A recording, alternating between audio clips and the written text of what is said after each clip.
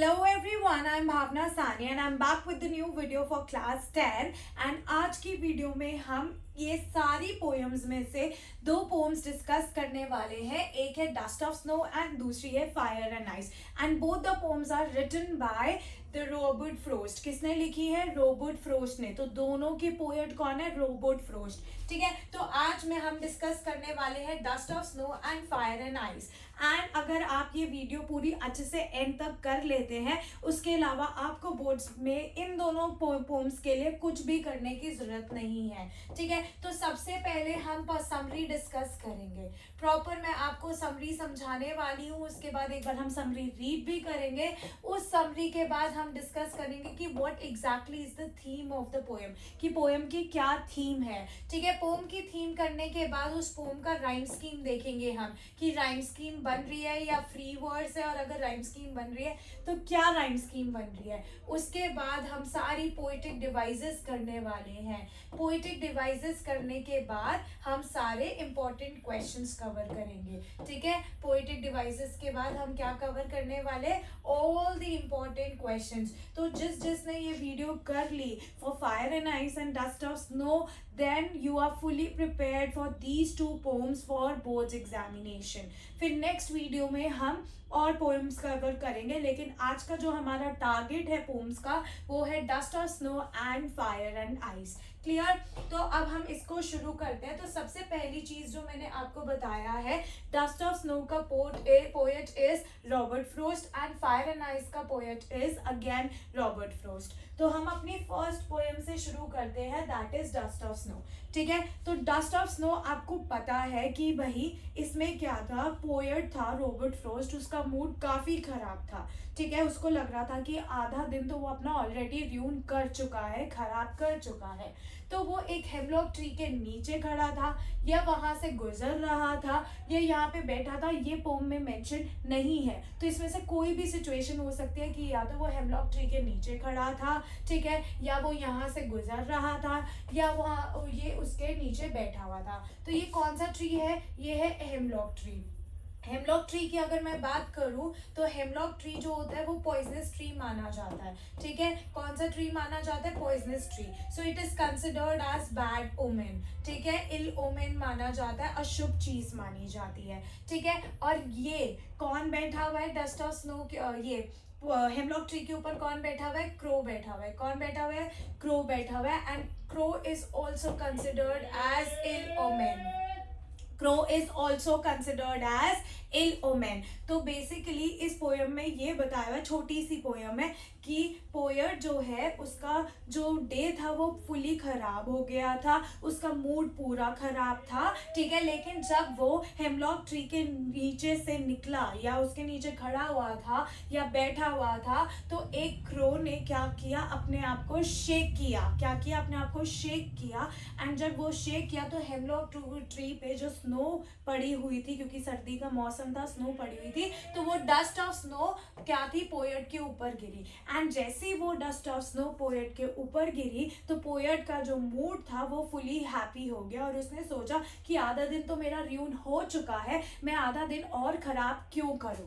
ठीक है, अब यहाँ पे हेमलॉक ट्री, अगर हम अपनी जैसी की बात करें, हम इंडियंस की बात करें, तो हम हेमलॉक ट्री और क्रो को अशुभ मानते हैं. तो हम ये सोचते हैं कि अगर हमने हेमलॉक ट्री या क्रो बाय एनी चांस देख लिया तो हमारा दिन खराब जाएगा. लेकिन पोएट ने यहाँ क्या शो किया? पोएट ने ये शो किया है कि ये सिर्फ एक नेचर का पार्ट है, और जो नेचर है वो आपका मूड बेटर करता है. ठीक है, अगर खराब है वो बेटर करता है, खराब नहीं करता. ठीक है, तो ये सिर्फ मेंटालिटी का खेल है, माइंडसेट का खेल है, कि ये दोनों चीज से पोएट का जो ये दोनों चीज से जब डस्ट ऑफ स्नो पोएट के ऊपर गिरी तो इससे पोएट का जो मूड है वो खराब होने की जगह, और खराब होने की जगह बेटर हो गया, क्योंकि पहले ऑलरेडी उसका दिन आधा खराब हो चुका था. He was sad due to some reason, वो रीजन मेंशन नहीं है. ठीक है, अब उसका मूड जो है वो बेटर हो गया. तो इसमें ये शो किया हुआ है कि ये दोनों इल ओमेन है, हेमलॉक ट्री और क्रो दोनों के दोनों इल ओमेन है, बैड ओमेन है, अशुभ चीजें हैं, लेकिन इन अशुभ चीज़ों से पोएट ने अपना मूड खराब नहीं किया, क्योंकि ये नेचर का पार्ट है and poet wants to show कि नेचर ही ऐसी चीज़ है जो आपको हील कर सकती है, आपको बेटर कर सकती है, आपकी मेंटल स्टेट को बेटर कर सकती है। हमें इन चीज़ों को अशुभ नहीं मानना चाहिए because it is the part of nature. ठीक है, तो ये है पोयम। अब इसकी एक बार हम समरी रीड करते हैं।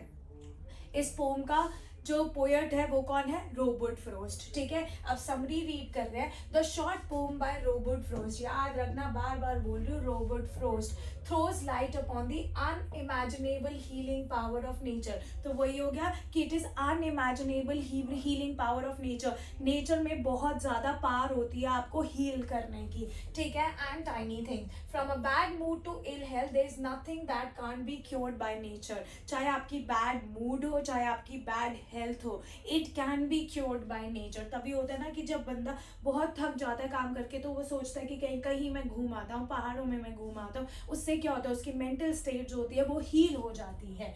The author was experiencing one such bad day when a crow's movement near a hemlock tree dusted snow upon him. तो जो ऑथर का दिन था वो पूरा खराब गया। ठीक है, एंड वो हेमलॉक ट्री के नीचे से गुजर रहा था या उसके नीचे बैठा हुआ था या खड़ा हुआ था, तो उस टाइम पे एक क्रो हेमलॉक ट्री पे आके बैठता है या फिर वहां से उड़ने की कोशिश करता है या अपने आप को शेक करता है, तो उसमें उसकी वजह से, उस मूवमेंट की वजह से जो डस्ट ऑफ स्नो है हेमलॉक ट्री से पोएट के कंधे पे जा गिरती है। ठीक है, and snow makes him happier, और उससे वो खुश हो जाता है। His day gets a lot better. Thus, the supremacy of nature as a whole made him realize how petty his problem was. अब उसे realize हुआ कि उसकी problem कितनी छोटी है इतने सुंदर nature के आगे। The fact that hemlock tree is a poisonous combined with crow being the indicator of doom and fear are used in the poem as the carriers of happiness in the life of narrator is ironical. तो यहाँ पे क्या irony बनी है? Irony ये बनी है कि hemlock tree की बात करूँ और crow की बात करूँ, दोनों के दोनों बैड ओमेन माने जाते हैं और इन दोनों की वजह से जो पोएट का मूड है वो और बेटर हो गया। तो यहाँ पे क्या यूज किया गया है? यहाँ पे आयरनी यूज की गई है। ठीक है, समझ आया यहाँ तक? ठीक है, the poet through these object has tried to highlight that sometime creature linked with negative aspect of life can be the bringer of change and happiness. तो पोएट ने यहाँ क्या हाईलाइट किया है कि जो चीज़ हम दिमाग से हमें लगता है कि गलत है, वही चीज़ तुम्हारा हैप्पीनेस का रीजन बन सकती है। जैसे यहाँ पे क्रो की मूवमेंट की वजह से और हेमलॉक ट्री की वजह से जो पोएट के ऊपर स्नो गिरी थी, उससे वो और हैप्पी हो गया था। ठीक है, being outdoor in nature with all its unpredictability can benefit anyone, anywhere, at any time. ठीक है, समझ आया? तो ये बहुत ही इजी पोएम थी। इसकी थीम देखते हैं। थीम ऑफ द पोएम आएगा 3 मार्क में, तो ये एज इट इज लिख लेना, बहुत इजी है। Dust of snow has its main theme is communicate between nature and humans. क्या दिखाया है? Communication between nature and humans. Nature healing, the nature healing and helping with negative human emotion, the significant of small natural event. किस तरह से nature ने उसको heal किया, इस छोटे से मूवमेंट से, इस छोटे से मूवमेंट से कैसे पोएट हैप्पी हो गया। The poem expresses the significance of small thing in changing one's attitude. The poet appreciates the beauty of snowflake which changed his mood and saved many precious moments from being wasted away. The crow shakes off the dust from the hemlock tree. The short poem by Robert Frost throws light upon the unimaginable healing power of nature and tiny things. तो ये सिर्फ हमारे mind set है कि क्या चीज़ आपको बुरी लगती है और क्या चीज़ आपको अच्छी लगती है। अगर आप उसको इल ओमेन की जगह नेचर का पार्ट मानोगे तो उससे क्या होगा?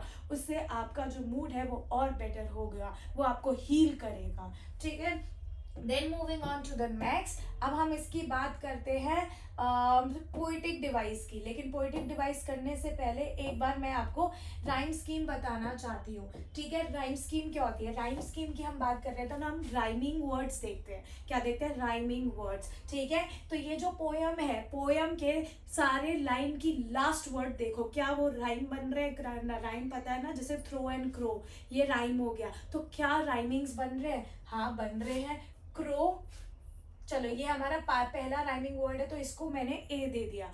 अब देखते हैं क्या क्रो से और कुछ राइम बन रहा है। हाँ स्नो बन रहा है राइम, तो ये ए यहाँ पे हो गया और थर्ड लाइन में भी हो गया। मी, मी हमारा सेकेंड राइम बनेगा, me tree, me tree. Heart part, heart part, mood rued, तो ये हो गया हमारा राइमिंग वर्ड। ए बी ये आपका फर्स्ट स्टैंजा हो गया।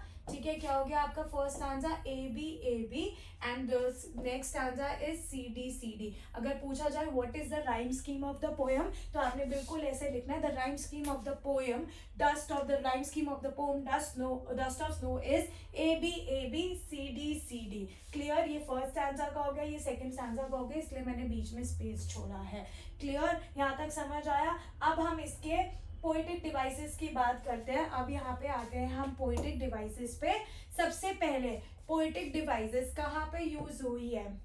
एसोनेंस। कौन सी? एसोनेंस। एसोनेंस क्या होता है? जब भी किसी वोवल की साउंड को एम्फसाइज किया जाता है पूरी लाइन में, उस वोवल की साउंड ज्यादा रिपीट हो रही होती है, चाहे अ, चाहे ई, चाहे आई, चाहे ओ, चाहे यू, उसकी साउंड पूरी रिपीट हो रही है पूरी लाइन में, उस पर ज्यादा एम्फेसिस दबाव डाला हुआ है, उसे एसोनेंस कहते हैं। और यहाँ पे एसोनेंस कहाँ यूज हुआ है, मैं आप लोगों के लिए अंडरलाइन कर रही हूँ, शुक डाउन ऑन मी। यहाँ पे क्या यूज हुआ है? यहाँ पे आपका एसोनेंस यूज हुआ है। ठीक है, एसोनेंस क्या हो गया? जब वोवल की साउंड को बहुत पूरी लाइन में रिपीट हो रही होती है और उससे क्या होता है, उस साउंड पे दबाव पड़ता है, तो यहाँ पे ओ की साउंड पे दबाव पड़ रहा है, शुक डाउन ऑन मी। ठीक है, समझ आया? The sound of vowel O is prominent on shook down on me.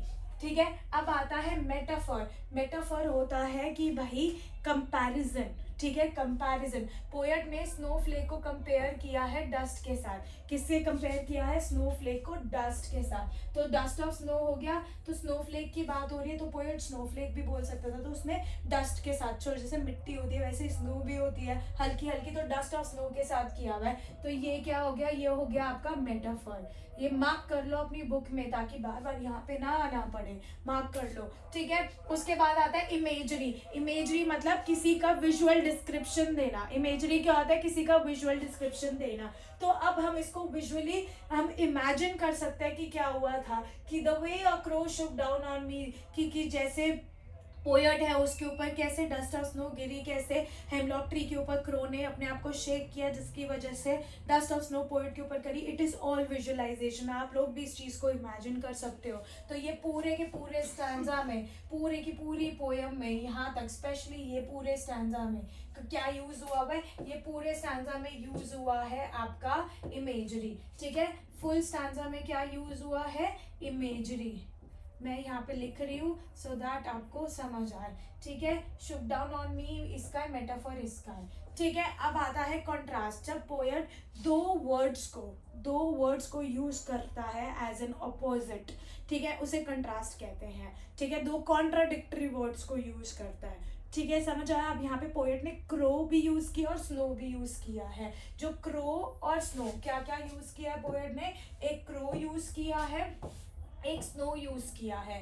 ठीक है, टू शो कंट्रास्ट। अब क्रो की बात करें, it stand for something dark and doomy, sad. और स्नो की बात करें, it stand for light and pure. जैसे क्रो ब्लैक कलर का है और उससे नेगेटिविटी हमारे माइंड में आती है, और स्नो से हमारे माइंड में प्योरनेस आती है, लाइट और लाइट कलर का है। तो यहाँ पे दो कॉन्ट्रोडिक्टरी वर्ड यूज करे हैं पूरी पोएम में। ठीक है, और वो क्या है? Crow and snow. ठीक है, क्या है? Crow and snow.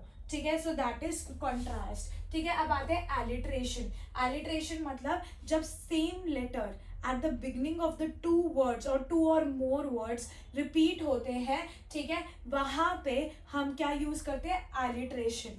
जैसे अब ये देखो, हैज गिवन माई हार्ट। अब एक ही लाइन में दो वर्ड है, हैज, हार्ट, ह। ठीक है, eight the beginning of the word दो तीन वर्ड्स फर्स्ट लेटर की साउंड रिपीट हो रही है, तो उसे एलिट्रेशन कहते हैं। तो ये एलिट्रेशन हो गया, ह। ठीक है, अब एक एलिट्रेशन और यूज किया हुआ है, that is saved some part. Saved some part, स, सेव्ड सम। ठीक है, समझ आया या नहीं आया? अब आता है इंजैबमेंट। इंजैबमेंट क्या होता है? जब हम बिना पंचुएशन के, क्या होता है, बिना पंचुएशन के हम यूज करते हैं लाइंस में, बिना पंचुएशन के हम नेक्स्ट लाइन में मूव करते हैं, तो वहां पे इंजैबमेंट होता है। यहाँ पे कहीं पे भी पंचुएशन नहीं यूज किया हुआ, कहीं पे भी कैपिटल लेटर है, कहीं पे भी स्मॉल लेटर है, कहीं पे भी फुल स्टॉप नहीं है सिवाय एंड के, तो पूरी की पूरी पोयम में क्या यूज किया हुआ है? पूरी की पूरी पोयम में इंजैबमेंट यूज किया हुआ है। फिर आता है साइनोडॉग। ठीक है, अब साइनोडॉग बहुत इंपॉर्टेंट है। साइनोडॉग से क्या होता है, हमें ना पर्सनालिटी पता लगती है पोएट की। ठीक है, so poet has mentioned his heart has given a change of mood, but ये सिर्फ हार्ट की बात नहीं हो रही, पोएट के इंटायर सेल्फ की बात हो रही है। उससे हम पोएट की पर्सनालिटी रिप्रेजेंट कर सकते हैं एज अ होल, कि जो पोएट है वो नेगेटिव पर्सन नहीं है, he is a very positive person, क्योंकि उसने बैड ओमेंस से भी पॉजिटिविटी देखी है, क्योंकि वो नेचर है। ठीक है, तो यहाँ पे पूरी पोएट की पर्सनालिटी रिफ्लेक्ट हो रही है। तो जब भी किसी चीज की as a whole personality reflect होती है, तो वहां पे क्या यूज करते हैं हम? साइनेडॉग। क्लियर? तो पूरी की पूरी पोयम में क्या यूज किया गया? द साइनेडॉग। It has given a heart a change of my mood. मैं यहाँ पे अंडरलाइन कर रही हूँ, यहाँ पे साइना heart has given my heart a change of my mood, a change of mood. यहाँ पे पूरा क्या यूज किया गया है? साइनेडॉग। ठीक है, तो यहाँ पे हमारे पोयम की थीम भी खत्म हो गई, समरी भी खत्म हो गई, राइम स्कीम भी खत्म हो गई, और पोएटिक डिवाइस भी खत्म हो गई। अब हम मूव करते हैं इसके इंपॉर्टेंट क्वेश्चन आंसर्स पे। ठीक है, so in the poem dust of snow which negative symbol has been used to create positive effect? कौन से नेगेटिव सिंबल यूज किए गए हैं to create positive effect? Hemlock tree and crow. Crow and snow नहीं, snow positive माना जाता है, snow भी पॉजिटिव माना जाता है, और डस्ट नहीं, इसको पॉजिटिव वे में लिया गया है। सो आंसर हो गया हेमलॉक ट्री एंड क्रो। ठीक है, read the extract given below and answer the question that follows. अब एक्सट्रैक्ट क्या है? पूरी पोएम एक्सट्रैक्ट है। The way a crow shook down on me the dust of snow from hemlock tree has given my heart a change of mood and saved some part that I had rued. ठीक है, of a day I had rued. Of the many symbol the hemlock tree represent, choose the one frost due upon in all likelihood for this poem. ठीक है, तो अब जो भी hemlock tree represent करता है उससे हमें कोई लेना देना नहीं है। अब फ्रॉस्ट ने उसको कैसे देखा, उसके अपने फ्रॉस्ट ने हेमलॉक ट्री को क्या रिप्रेजेंट किया? Longevity no, togetherness no, healing yes. अब उससे हेमलॉक ट्री की वजह से भी वो हील हुआ, चाहे हम उसको नेगेटिव मानते हो, लेकिन पोएट ने उसको अपनी लाइकलीहुड के हिसाब से, अपने नेचर के हिसाब से, अपनी पॉजिटिविटी के हिसाब से उसको पॉजिटिव कंसिडर किया, जिसने उसका मूड हील किया। Identify the option that does not use the word rue correctly.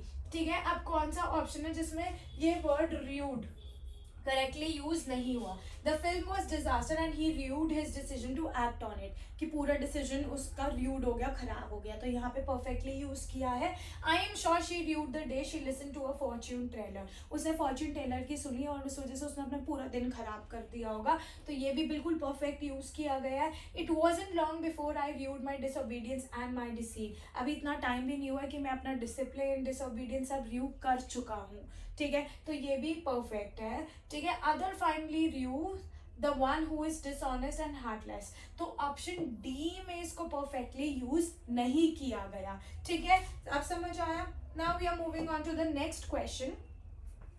उसी स्टैंजा से है, choose the option that list possible feeling of the poet prior to the experience shared in the poem. तो जो भी pome में poet का experience था, ठीक है, उससे आपने पॉसिबल वर्ड चूज करना है कि भाई वो कैसे फीलिंग चेंज हुई है। चूज द प्रायर फीलिंग, आप मतलब जो भी एक्सपीरियंस हुआ, पोएट का मूड हैप्पी हो गया, उससे पहले पोएट की क्या फीलिंग थी?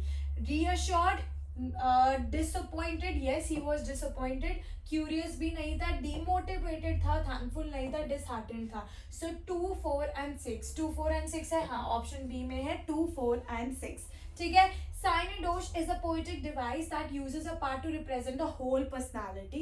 For example, that's a great set of wheels. Set of wheels has been used for the car.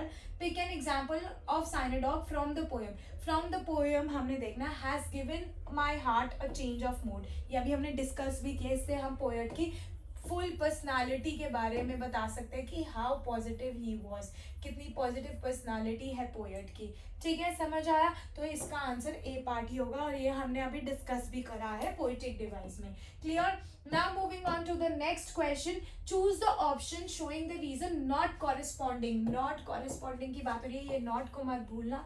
With a crow shook down on me the dust of snow. The crow's landing on the branch of the tree, ये show करता है कि crow ने maybe land किया on the branch of tree. The shivering of the crow due to cold, ये भी हो सकता है क्योंकि मेंशन नहीं है कि वो क्या मूवमेंट थी। क्या क्रो ने लैंड किया, हमें नहीं पता। क्या शिवर किया, ये भी नहीं पता। तो this is the possibility.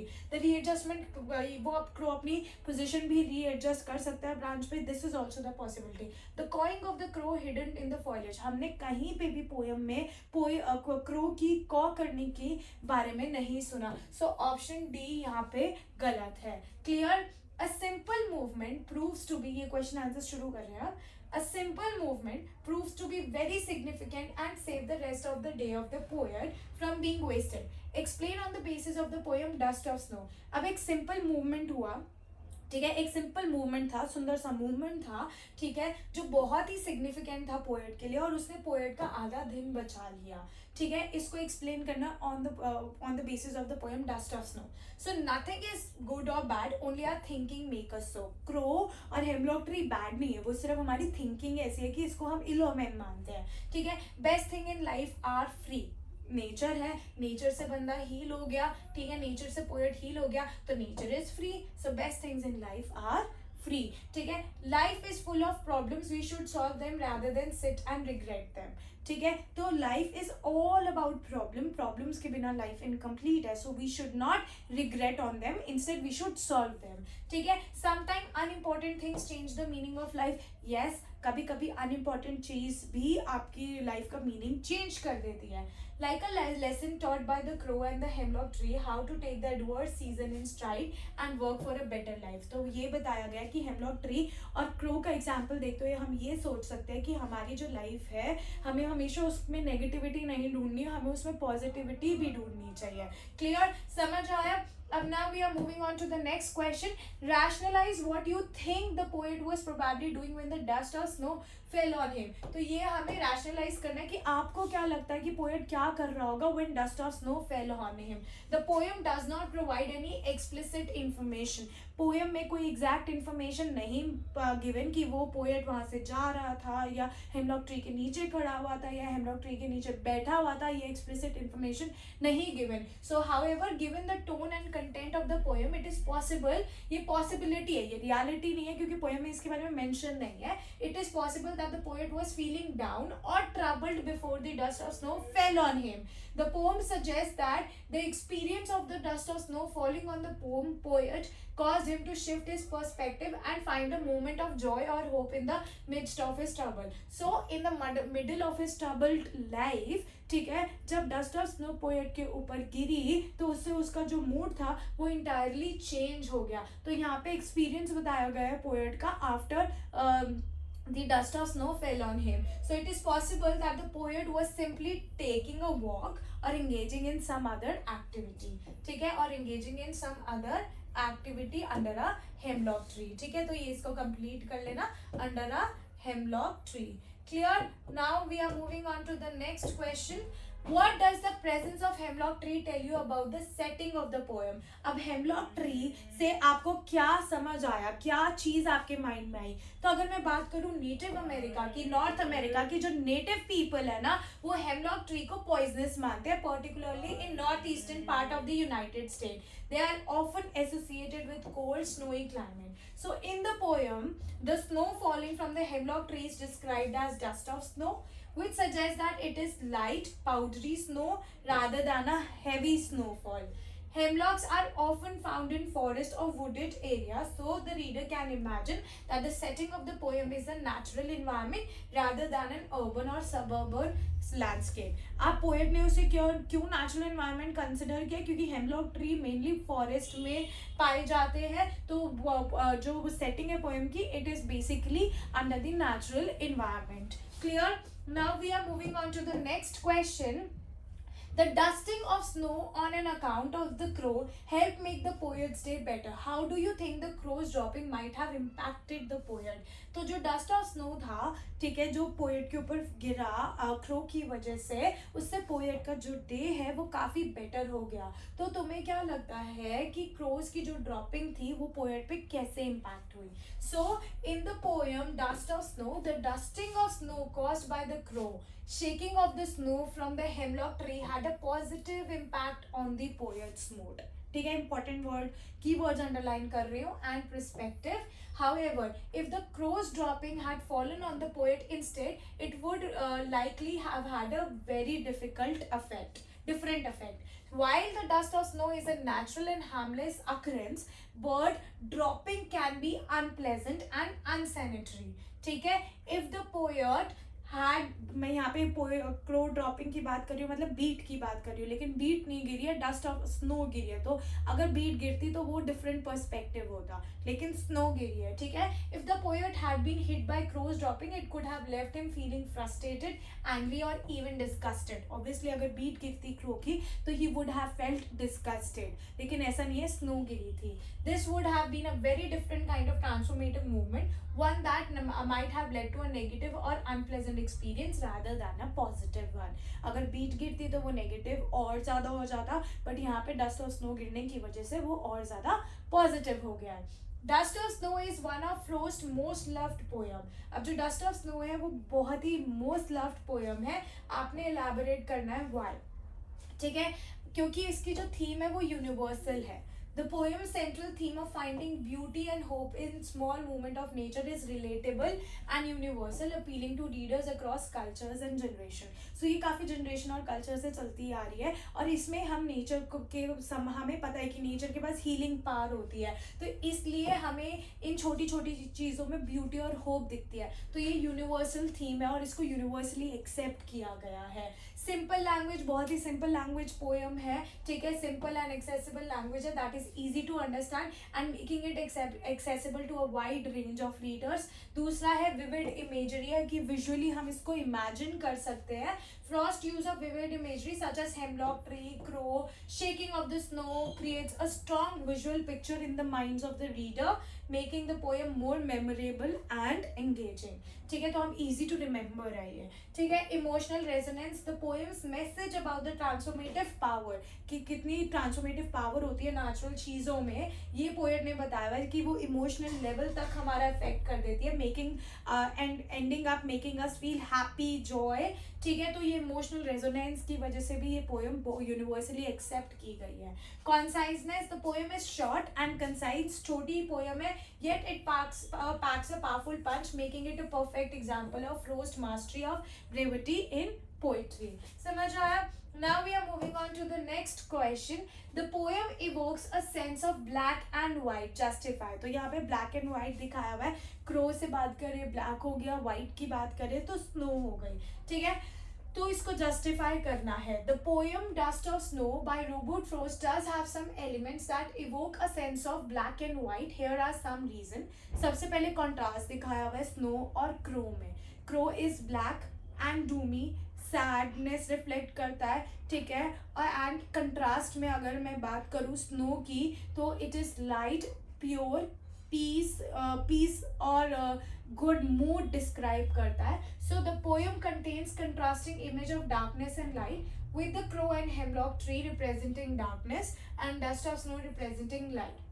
This creates a visual contrast that can be associated with black and white. Moreover, अब symbolism की बात कर रहे हैं. Crow और hemlock tree, they are considered as symbolic of negative और dark element. While अगर मैं dust और snow की बात करूँ तो they are the symbolic of positive and light element. This reinforces the sense of black and white imagery in the poem. And the last is tone. The poem has melancholic tone. Melancholic tone at the beginning, मतलब sad tone at the beginning, which can be associated with dark or black imagery. However, this tone shifts to more hopeful and positive tone by the end of the poem, which can be associated with light or white imagery. Clear. अब next आता है the crow and hemlock tree are usually used as negative reference in literature, how is this different in the poem. अब crow and hemlock tree normally as a negative reference use किए जाते हैं in the literature, but यहाँ पे उल्टा ही है। How, ठीक है। अब लिटरेचर की बात करें तो क्रो एंड हेमलॉक ट्री हमेशा नेगेटिव और डार्क एलिमेंट कंसिडर करते हैं, जैसे such as death, decay and danger. However, in the poem Dust of Snow by Robert Frost, the use of these elements is different क्योंकि उससे poet का mood और happy हो गया. Instead of representing negative or dark elements, the crow and hemlock tree in the poem serves as a contrast to the transformative power of nature. The dust of snow that falls on the poet serves as a positive and hopeful image, and it is only through the contrast with the darkness of the crow and hemlock tree that this transformation is made more pronounced. Clear? Frost does not use them to reinforce a negative or ominous mood, but rather to create a contrast that highlights the beauty and transformative power of nature. तो ये बहुत easy poem है. I hope आप लोगों को अब तक सब समझ आ रहा हो. Now imagine that the tallest oak in trees and the hemlock trees in dust of snow share a conversation about their speakers. तो ये बेसिकली क्या हो गया, लॉन्ग क्वेश्चन. यहाँ पे हमने द ट्रीज की बात करी हुआ है और स्नो, डस्ट और स्नो की बात करी हुई है. द ट्रीज अभी हमें पोएम करनी है एंड आई होप आपको थोड़ी बहुत आती हो. द ट्रीज में बेसिकली ट्रीज को फ्रीडम चाहिए होती है, ट्रीज को वुमेन से रिप्रेजेंट किया गया है. ठीक है, अब आपने कॉन्वर्सेशन लिखनी है हेमलॉक ट्री और ओक ट्री की. ओक ट्री जो है यहाँ पे, ठीक है, वो उसके अपने थॉट्स है. वो जब बाहर निकला, oak tree basically represents heroism, ठीक है, and hemlock tree represents negativity. तो दोनों के बीच में कॉन्वर्सेशन है एंड यू में बिगिन लाइक दिस. ओक, एंड्रीन चूज, एंड्रीन ट्रीज की पोएट है. Andrine chose to stay indoor on the significant full moon night, you know, Hemlock. Robert was out in the snow that day. What do you think that Andrine might have been thinking? Oak, well, I feel, dash. What do you think Robert might have been thinking out us on a snowy day? तो आपने hemlock tree के हिसाब से बताना है कि भाई क्या रोबोट फील कर रहा था, और ट्रीज के हिसाब से बताना है कि एंड्रिन क्या फील कर रही थी. ठीक है, so okay, Andrin chose to stay indoors on the significant full moon night, you know, Hemlock. Robert was out in the snow that day.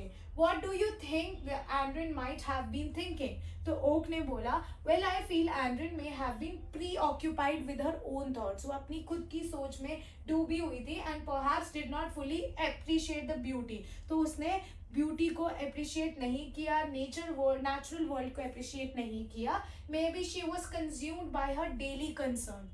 वो अपने खुद की डेली प्रॉब्लम्स में कंज्यूम थी and could not connect with the forest transformation as we did. ठीक है, अब hemlock की बात करते हैं. It's possible but Robert Frost speaker on that snowy day seem to find solace and renewal in the midst of nature. तो अब एंड्रिन का एकदम उल्टा हो गया. एंड और रॉबर्ट की बात करें तो he was much more happy when he was out on that day. He acknowledged the transformation. Sorry, wait. He acknowledged the transformation. Yes, it is possible. But Robert Frost speaker on that snowy day seemed to find solace and renewal in the midst of nature. He acknowledged the transformative power of the snowfall. Perhaps he was seeking a fresh perspective, a moment of clarity amidst the chaos of life. Though in the middle of chaos of life, he was still finding the positivity. Oak, indeed, hemlock. It's intriguing how poets' choices reflect their perspective. And in focusing on our departure may highlight the struggle against confinement, while Robert in the Snow finds hope in unexpected moments. Both remind us of the intricate relationship between humans and nature. Hemlock, true oak, we as symbol of nature resonate with the poet's message, representing different facets of human experiences. Clear. तो ये बहुत दोनों के बीच के आपने conversation लिख दी. आपने hemlock tree के हिसाब से बताना है कि जो रॉबर्ट फ्रोस्ट है, he was very much positive when he was out in the nature and he was healing himself. ठीक है, वो अपने आप को हील कर रहा था with the nature in the middle of the cures of life. और अगर हम एंड्रिन की बात करें इन द पोएम ट्रीज, तो उसमें क्या था कि she was feeling sad. May be वो अपने खुद के थॉट्स में डूबी हुई थी, अपनी डेली कंसर्न के बारे में सोच रही थी. That is why she was not as happy as the trees when they were out making their own forest. Clear? तो इस कॉन्वर्सेशन को इसी तरीके से आपने लिखना है। तो 6 मार्कर्स में देयर आर चांसेस कि ऐसे कॉन्वर्सेशन वाले क्वेश्चंस आए। क्लियर? अब हम अपनी नेक्स्ट पोएम शुरू करते हैं, that is fire and ice. तो अब इस इमेज से आपको याद रहेगा fire and ice. This is a very beautiful image by Jojo's art, very beautiful image. ठीक है, अब हम यहाँ पे फायर एंड आइस की बात कर रहे हैं। अगेन पोएट जो है वो रॉबर्ट फ्रॉस्ट है। तो इस पोम में जो आइस और फायर है, अगर मैं फायर की बात करूं तो फायर क्या है? डिजायर, लोगों की डिजायर, और आइस क्या है? हेट्रेड। क्या है? हेट्रेड। तो यहाँ पे अगर मैं बात करूं तो पोएट बोलता है कि जो वर्ल्ड है it can be easily ended with the desire of the people. ठीक है, लोगों की इतनी डिजायर है जिससे लोग एक दूसरे से दुश्मनी पाल रहे हैं और उससे जो अर्थ है वो एंड हो सकती है।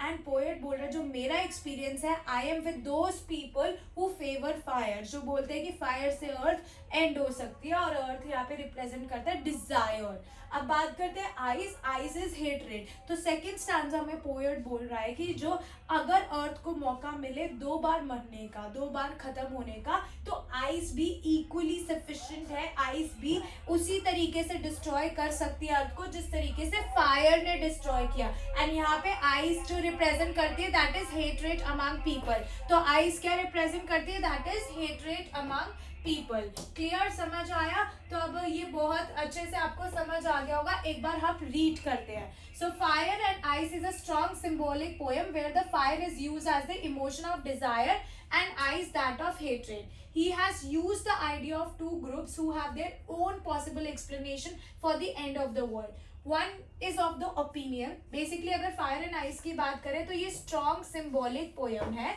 जहाँ पे फायर को यूज किया गया as an emotion of desire and ice को यूज किया गया as an hatred, as a hatred. He has used the idea of two groups who have their own possible.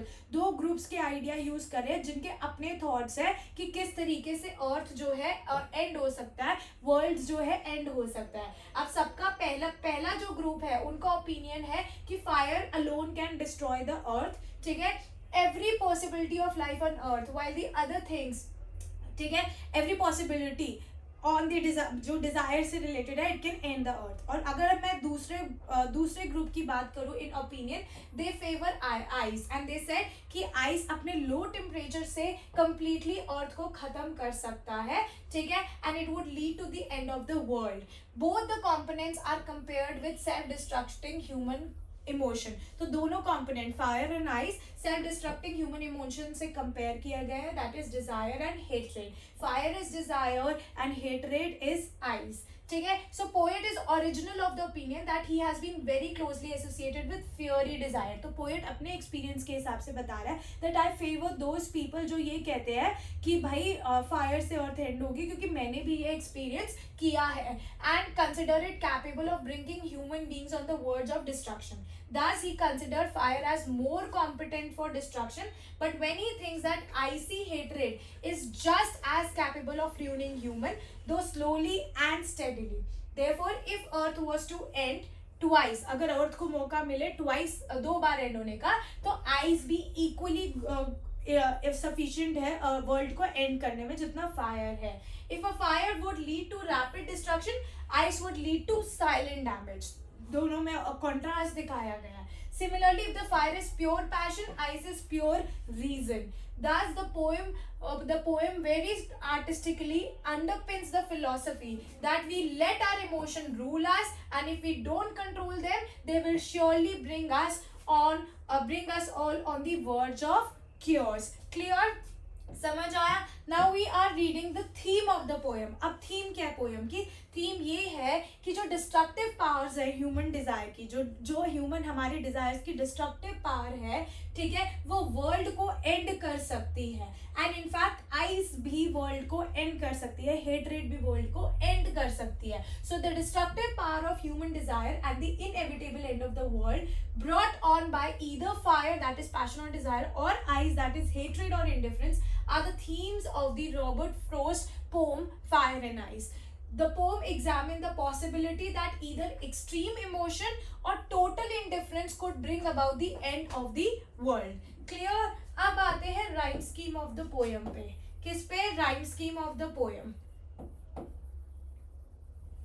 तो राइम स्कीम देखो, इसकी rhyme scheme मैंने अभी आपको बताया कि राइम स्कीम में हम क्या नोटिस करते हैं। राइम स्कीम में हम नोटिस करते हैं राइमिंग वर्ड्स। कौन से वर्ड्स? Rhyming words. जैसे cat bat, they are rhyming words. Throw crow is rhyming words. ठीक है, तो उस राइमिंग वर्ड से हम राइमिंग वर्ड कहाँ पे नोटिस करेंगे? हर एक लाइन के एंड वर्ड पे, लास्ट वर्ड पे। ठीक है, हर एक लाइन के लास्ट वर्ड को नोटिस करेंगे एंड जिसके सेम राइमिंग्स होगी उसको सेम अल्फाबेट देंगे। जैसे fire and desire is a same rhyming word. मैं पेन चेंज करती हूँ। Fire and desire is the same rhyming word, तो हमने फायर और डिजायर को ए दे दिया। फिर से ये फायर आ गया, इसको भी ए दे दिया। ठीक है, ये आपका है पैराग्राफ 1। ठीक है, पैराग्राफ 1। ठीक है, अब आता है आइस। बी हो गया आइस, ट्वाइस बी हो गया, ट्वाइस आइस आइस, ये भी बी हो गया, सफाइस बी हो गया। ठीक है, hate is C and great is C, ये हो गया। Hate and great are rhyming word. ठीक है, समझ आया? तो राइमिंग वर्ड यहाँ पे क्या क्या होंगे आपके? फर्स्ट आंसर में ए बी ए, क्या हुआ? A B A, B C B. ठीक है, तो क्या हो गए? A B A first stanza के, बी सी बी, ये हो गया B C B second stanza के। ये हो गया आपका राइम स्कीम। ठीक है, अब नेक्स्ट आते हैं हम पोइटिक डिवाइस पे। क्या है पोइटिक डिवाइस? पोइटिक डिवाइस की बात करें तो यहाँ पे मैं पूरी पोयम, डस्ट ऑफ स्नो तो छोटी थी तो मैंने एक साथ पोइटिक डिवाइस डिस्कस कर दिए। फायर एंड आइस भी छोटी है बट मैंने इसके अलग अलग किए, स्टैंजा 1 एंड स्टैंजा 2। ठीक है, ऐसे पोइटिक डिवाइस किए हैं डिस्कस, यहाँ पे लिखे गए हैं ताकि आपको कंफ्यूजन ना हो, क्योंकि यहाँ पे बहुत ज्यादा पोइटिक डिवाइस यूज करे गए हैं। तो अभी मैंने डस्ट ऑफ स्नो में डिस्कस किया था एसोनेंस क्या होता है। एसोनेंस मतलब जब पूरी लाइन में किसी वोवल की साउंड बहुत ज्यादा रिपीट हो रही होती है उसे एसोनेंस कहते हैं। उस साउंड में बहुत ज्यादा दबाव डला होता है, सप्रेस हो रही होती है, उसे एसोनेंस कहते हैं। ठीक है, अब जैसे लाइन है उस पे I hold with those who favour fire. अब ये वाली लाइन ले लो, I hold with those who favour fire. Hold, those, who, favour, सब में ओ की साउंड कहीं ना कहीं आ रही है। तो इस लाइन में क्या यूज किया गया है? इस लाइन में यूज किया गया है एसोनेंस। क्या यूज किया गया है? Assonance. So prominent sound of single vowel throughout the sentence. Example, the prominent sound of O in I hold with those who favour fire. ठीक है, अब आते हैं एलिट्रेशन पे। ठीक है, एलिट्रेशन में आपको फिर से बताती हूँ एलिट्रेशन क्या होता है। जब आपका 2-3 वर्ड्स के इकट्ठे स्टार्टिंग की साउंड, सिर्फ साउंड की बात कर रही हूँ, स्टार्टिंग के साउंड का लेटर रिपीट हो रहा है, लेटर का साउंड रिपीट हो रहा है, वो होता है एलिट्रेशन। ठीक है, समझ आया? जैसे फायर फ्रॉम फ दैट इज एलिट्रेशन। ठीक है, यहाँ पे एलिट्रेशन यूज हुआ है favour, fire and world will. ठीक है, अब मैं एलिट्रेशन दूसरे पेन से मार्क कर रही हूँ, फेवर फायर।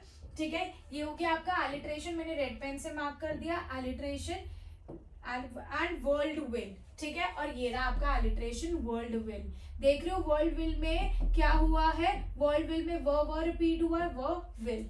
ठीक है, और फेवर फायर में फ रिपीट हुआ है, दैट इज एलिट्रेशन। ठीक है, अब आते हैं इमेजरी पे। ठीक है, अब किस पे आते हैं? इमेजरी। इमेजरी मतलब विजुअल रिप्रेजेंटेशन, विजुअली आप उसको इमेजिन कर सकते हो।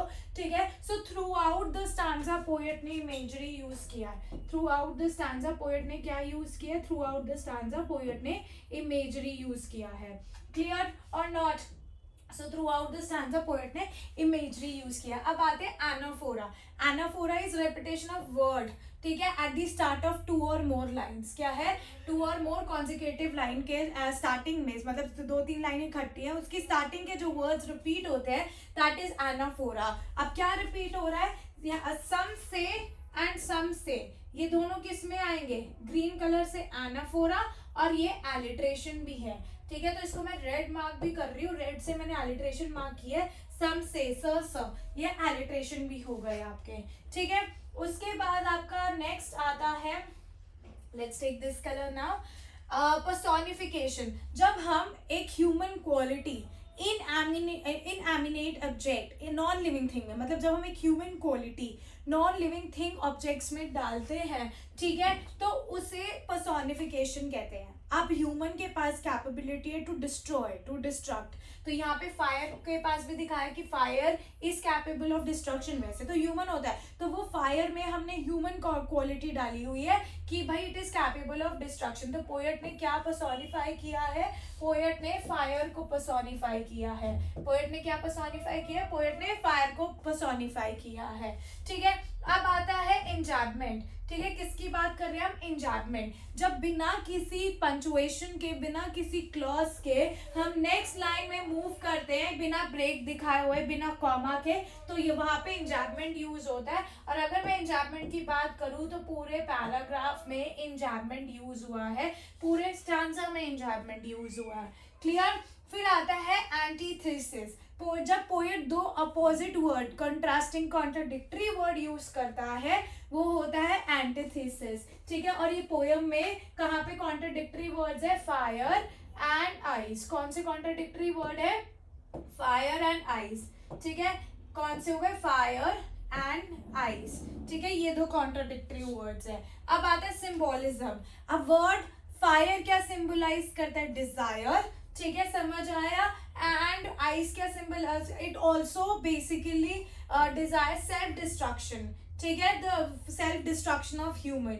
अब यहाँ पे ये बताया गया है कि जो फायर है वो सेल्फ डिस्ट्रक्शन के जितना है कि वो एक डिस्ट्रक्ट पूरे अर्थ को, पूरे वर्ल्ड को डिस्ट्रॉय कर सकता है। मेटाफॉर क्या हो गया, मेटाफॉर जब हम कंपैरिजन करते हैं, ठीक है, तो यहाँ पे फायर को किससे कंपेयर किया गया है, desire of human being. Fire को किससे कंपेयर किया गया है, डिजायर ऑफ ह्यूमन बीइंग। अब नेक्स्ट पोएटिक डिवाइस देखते हैं, इमेजरी। अब इस स्टैंजा में, पूरे स्टैंजा में बात की जाए तो पूरे स्टैंजा में इमेजरी यूज की गई है, क्योंकि हम इसको विजुअली इमेजिन कर सकते हैं, ठीक है, समझ आया, हम इसको विजुअली इमेजिन कर सकते हैं। तो to say that destruction ice is also great, here the poet use the word which involves a sense of speaking and we can imagine it also, ठीक है। पर्सोनिफिकेशन, पर्सोनिफिकेशन अभी मैंने बताया कि जब अब किसी नॉन लिविंग थिंग में ह्यूमन क्वालिटी डालते, तो आइस, आइस की क्या क्वालिटी यहाँ पे डाली कि आइस जो है वो अर्थ को डिस्ट्रॉय कर सकती है, डिस्ट्रक्ट कर सकती है,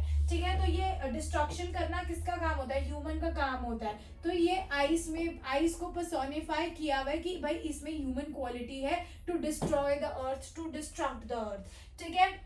अब आता है सिंबोलिज्म। सिंबोलिज्म हो गया कि किससे रिप्रेजेंट किया है, क्या सिंबलाइज किया है, आइस को सिंबलाइज किया है हेट्रेड से, ठीक है, तो मैं इसको ही अंडरलाइन कर रही हूँ, आइस को सिंबलाइज किया है हेट्रेड से, ठीक है। ये सिंबोलिज्म मैंने ब्लू से रिप्रेजेंट किया है। उसके बाद आता है येलो से, मैं करती हूँ मेटाफॉर। तो अगेन मेटाफॉर भी आइस हो गया, ice is compared with the hatred. Ice किससे कंपेयर की गई है, हेट्रेड से। तो यहाँ पे हमारा पोएटिक डिवाइस खत्म होता है। Now we are moving on to the important question. So according to the poem fire and ice, some people say that world will end in ice. कुछ लोग बोलते हैं कि जो वर्ल्ड है वो आइस में खत्म हो जाएगा, आइस में डिस्ट्रॉय हो जाएगा। क्यों? Because humans are greedy for wealth and power. नहीं, क्योंकि आइस की मैं बात करूं तो आइस में हेट्रेड डिस्क्राइब किया गया है। Ice is the symbolism of hatred in the poem. So it becoming spiteful towards each other. Yes, people are becoming spiteful of each other, they are jealous of each other, ठीक है। C, passive towards the problem of climatic change, no. D, becoming increasingly unconcerned about security, no. So here ice represents hatred. We are hating each other, we are getting jealous of each other and we are getting away from each other. So B is the correct answer. ठीक है, समझ आया? Which option correctly replaces the underlined phrase in the given line from the fire and ice? I hold with those who favor fire. तो आपने जो ये given है hold with, ये एक underlined phrase है, ठीक है। ये बताना है कि भाई इसका क्या मतलब हुआ। I am as experienced as those who favor fire, no. I strongly disagree with those who favor, no. I have the same opinion as those who favor fire, yes.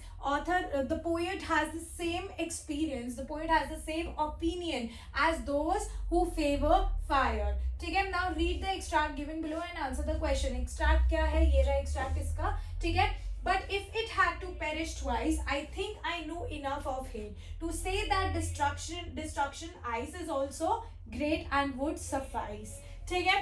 Fill in the blanks with one word. When the speaker say that ice could also bring about the end of the world, he refers to dash as the means of destruction. तो आप इसमें hatred भी लिख सकते हो, ठीक है, आप इसमें indifference भी लिख सकते हो, bitterness भी लिख सकते हो, apathy भी लिख सकते हो, detachment भी लिख सकते हो और rigidity भी लिख सकते हो. इनमें से कोई भी एक word लिख सकते हो और वो correct होगा. Clear?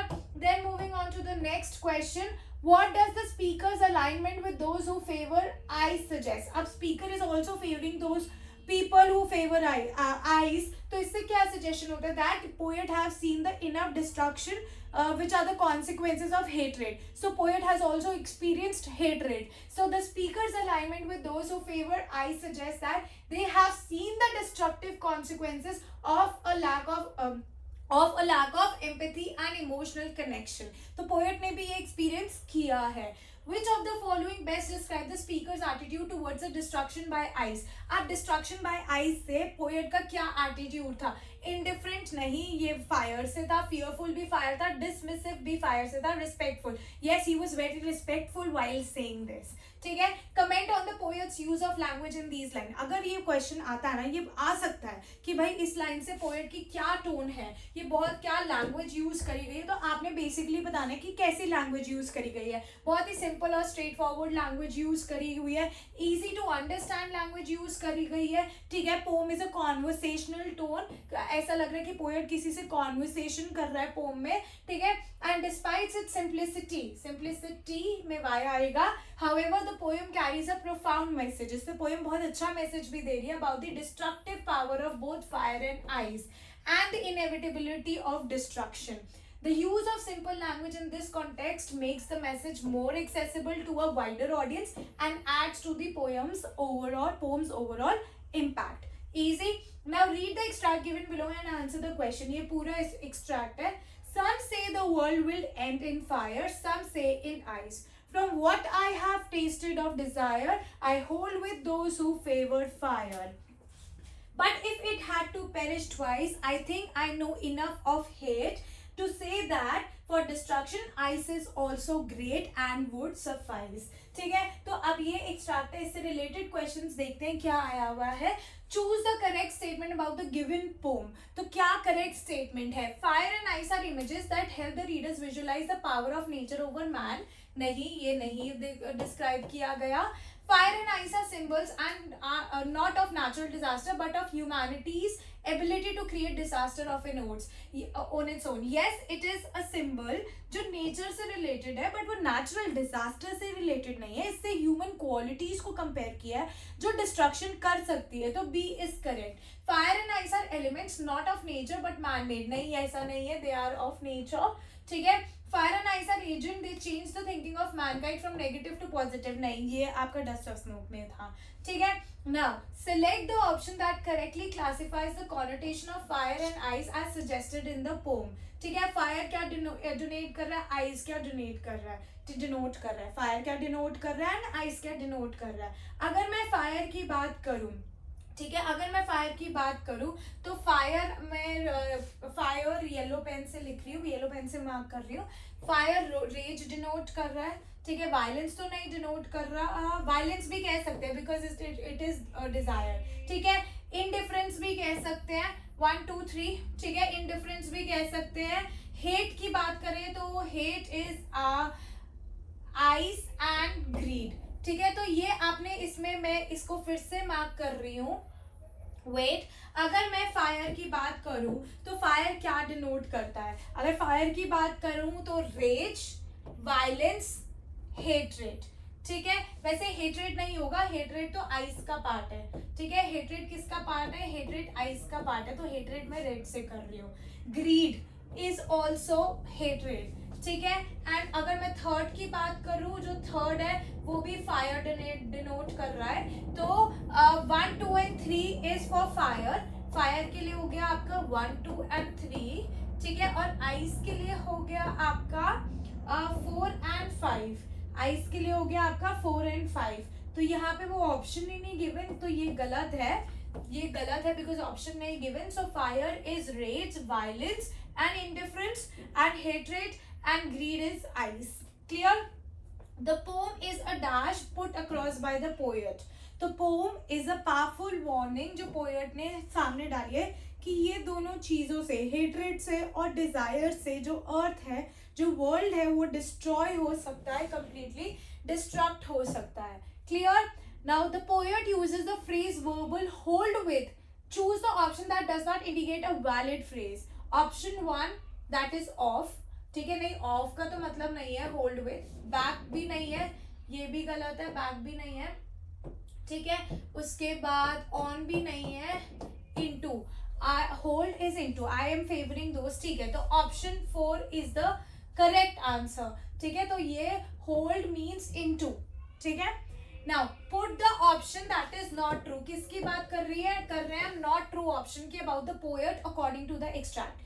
So it is inclined to believe that the world would most likely end with fire. नहीं, ऐसा नहीं है. It has heard divided opinion about the way the world would end in all likelihood. नहीं. It preaches love and kindness to combat the spread of hate among all. Yes, the poem true not true की बात कर रहे हैं हम इसमें. So yes, it is not true. यहाँ पे हमने कहीं पे भी लव और काइंडनेस की बात नहीं की है, और लव एंड काइंडनेस की वजह से हेट्रेड स्प्रेड नहीं होती. It declares the power of ice to be as destructive as that of fire. तो ये भी नहीं है आंसर. तो ए, बी और डी जो है, they are true related to the poem but not true according to the question. तो हमें नॉट ट्रू ढूंढना है. Not true according to the poem is preaches love and kindness. The poem love और kindness नहीं दिखा रही, और love और काइंडनेस की वजह से हेट्रेड तो बिल्कुल स्प्रेड नहीं होती यार. ठीक है, तो इसमें क्या लव एंड काइंडनेस की वजह से डिक्रीज करी गई है हेट्रेड? पोएम में ये बताया गया है? नहीं. पोएम में point A, B and D बताया गया है. सो इसका करेक्ट ऑप्शन है ऑप्शन सी, क्योंकि it is not true related to the poem. Identify the most likely tone of the poet in the line to say that for destruction ice is also great. तो poet is very sarcastic in this. वो sarcasm use कर रहा है कि भाई to say that for destruction ice is also great. This is a sarcasm. Explain why poet personally hold the conviction that world will primarily end in fire. तो poet ने कहा था कि I hold with those who favor fire. तो poet ने ऐसा क्यों बोला? Because he has been the victim of fairy aspect of desire. By his own admission, from what I have tasted, I hold with those who favor fire. It means he had experienced its destructive effect in his life. That is why he had that opinion. Clear? Now, Fire and Ice was first published in 1920. Briefly explain how World War I might have influenced the theme of the poem. So yes, world war 1 भी hatred की वजह से, Dzire की वजह से, desire to conquer other land and hatred with the other people और people with of the other land. तो ये सब वर्ल्ड वॉर 1 का पार्ट है, right? So certainly it is possible that world war 1 influenced the theme of the poem fire and ice by Robert Frost. The war was a time of great destruction and devastation, and it may have led Frost to contemplate the destructive forces of humanity. In the poem, Frost discusses the end of the world and considers two possible scenarios for how it might happen, through fire or through ice. Fire and ice are often associated with destruction and chaos, and it's possible that Frost was using this symbol to comment on the destructive forces of humanity that had been unleashed during the war. So it is very easy इसको war से relate करना है बस. Create a tagline, slogan or catchphrase of the poem. Tagline: 2 paths to destruction, which will win in the end. या फिर love and hate, fire and ice, a timeless struggle for the hate of humanity, for the fate of humanity. The tone of the speaker contrasts with the seriousness of the subject matter. जो tone है speaker की, it basically shows the seriousness of the subject matter. Justify. So yes, it is true कि जो tone है speaker की in Fire and Ice, it contrasts with the seriousness of the subject matter.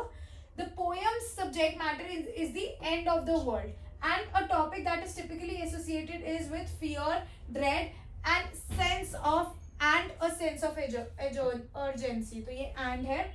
However, the tone of the speaker is relatively calm. अब देखा जाए तो world की and की बात कर रहे हैं, और इससे कंट्रास्टिंग है, इससे कॉन्ट्राडिक्टरी है टोन पोएट की. तो पोएट जो है काफी काम एंड डिटैच्ड है, as if he is simply observing world's destruction without feeling any particular emotion. Clear?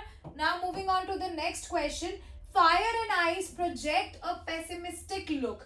Outlook, तो फायर एंड आइस से बहुत ही पेसिमिस्टिक आउटलुक आती है. We have to comment on this. Yes, so the poem explore the idea that world will end in one of the two veg, through fire और through ice. And these two images are often associated with destruction and chaos, and they suggest that the end of the world will be violent and cataclysmic event. The poem's tone is also bleak and detached, with which contribute to the overall sense of pessimism. The speaker seems resigned to the idea that the world will end, and he offers no hope or optimism for the future. ठीक है, यहाँ पे क्या आएगा? For the future. ये image की वजह से यहाँ पे आ नहीं रहा. It is for the future. Clear. Next, evaluate the line. Some say the world will end in fire, some say in ice. In the context of volcanic eruption, forest fire, meteor collision, melting of ice cap, etc. तो इसमें fire और ice दोनों describe करी गई है.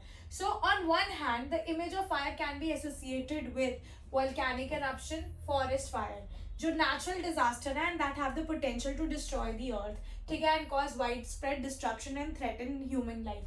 ठीक है, अब volcanic eruptions की बात करूँ, it releases molten lava and ash into the atmosphere, which can block out the sun and cause global cooling. ठीक है, similarly forest fires can spread rapidly and destroy large area of land and property. क्या होगा? Land and property. और अब ये आपने basically volcano और forest fire, मतलब फायर से रिलेटेड डिस्क्राइब किया. अब on the other hand will describe ice से रिलेटेड. ठीक है, the image of ice can be associated with melting ice caps and the potential consequences of global warming. The melting of ice cap can cause sea levels to rise, which in turn can cause flooding and displacement of population. It can also cause changes in weather pattern and ecosystems, which can have significant impact on human society and the environment. तो इसमें क्या हुआ? On the one hand, you have described volcanic eruptions and forest fire as a major cause of destruction, जो fire की वजह से हो रही है. वोल्केनिक इरप्शंस में क्या हो रहा है? मोल्टन लावा आ रहा है जिसके एशेज एटमॉस्फेयर में रिलीज हो गए, तो वो सन को ब्रेक डाउन कर सकते हैं, सन को कवर कर सकते हैं, जिसकी वजह से जो हमारी अर्थ है वो डिस्ट्रॉय हो सकती है बाय कूलिंग डाउन. ठीक है, और मैं बात करूँ कि तो मेल्टिंग ऑफ आइस कैप्स, ठीक है, it has a melting of ice cap. किसकी वजह से? It is a consequence of global warming. ठीक है, जिसकी वजह से सी का लेवल काफी बढ़ रहा है, जिसकी वजह से क्या हो सकता है? फ्लड आ सकता है एंड बहुत सारे लोग जो है वो डिस्प्लेस हो सकते हैं. ठीक है, अब this is the last question. Again conversation की फॉर्म में दिया हुआ है. बहुत सारे इस बार तो पक्का मुझे लग रहा है कि कॉन्वर्सेशन की फॉर्म में ही बोर्ड में क्वेश्चन आएगा, तो ध्यान से ये देख लीजिए. Imagine that Nelson Mandela read fire and ice. As Mandela write a diary entry associating the impact of the troubled history of South Africa with the idea expressed in the poem. तो आपको पता है South Africa में क्या हुआ था, तो वो जो ट्रबल्ड हिस्ट्री है साउथ अफ्रीका की, उसको आपको रिप्रेजेंट करना है फायर एंड आइस की फॉर्म में. And you are basically Nelson Mandela. So Nelson Mandela की तरफ से आप डायरी एंट्री लिख रहे हो. You may begin like this. 10th May 1994 Tuesday 10 PM. Today, when I am the president of South Africa, I can't help recalling Robert Frost Fire and Ice, and continue. ठीक है? So today, when I am the president of South Africa, I can't help recalling Robert Frost Fire and Ice. The poem's message resonates deeply with me, especially as I reflect on our nation's troubled history and the struggle we have faced. The destructive forces of passion and indifference have been at the heart of our country's past conflicts. The flame of hate, anger, resentment burnt bright during apartheid, causing pain and suffering to millions of South Africans. The icy grip of indifference and apathy also played a role, as many turned blind eye to the injustice and inequality that were taking place. तो basically आपने यही बताना है, fire और ice को south Africa में जो भी हो रहा था पार्टी सिस्टम से रिलेटेड उसको रिलेट करना है. However, just as the poem represents two opposing forces, South Africa too has experienced both fire in our journey towards democracy. The very passion and courage of the anti-apartheid movement fueled fight for justice and equality. At the same time, the cool determination and perseverance of those who worked behind the scenes kept the flame burning and allowed us to achieve a peaceful transition to democracy. As I continue to lead our nation, I am reminded of the importance of balancing these opposing fires. with we must continue to fight against the destructive flames of hatred and division while also maintaining the cool headedness and perseverance necessary to overcome the challenges we face. तो according to Nelson Mandela a long walk to freedom से related आपने उसको fire and ice से relate करना है. So this is all about fire and ice. ये questions, ये videos अच्छे से कर लीजिए ताकि आप फायर एंड आइस और डस्ट ऑफ स्नो के लिए फुली प्रिपेयर हो जाए. So I will be coming in next video with more such poems, and yes I will be meeting you guys super soon in my next video. Bye bye everyone.